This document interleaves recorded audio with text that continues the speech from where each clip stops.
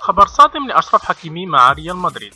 في جديد أخبار المحترفين المغاربة بالدوريات الأوروبية، يهدد ألفارو أورديولا الظهير الأيمن لريال سوسيداد الإسباني لكرة القدم بقاء الدولي المغربي أشرف حكيمي رفقة ريال مدريد الإسباني بعدما اقتربت إدارة الأخير من شراء عقده من الفريق الباسكي.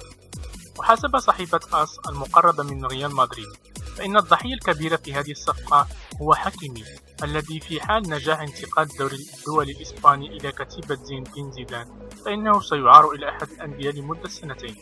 وتبلغ قيمة الشرط الجزائي أورديولا 40 مليون أورو، حيث من المنتظر أن يقبل ريال مدريد الصفقة قبل انطلاق كأس العالم روسي 2018.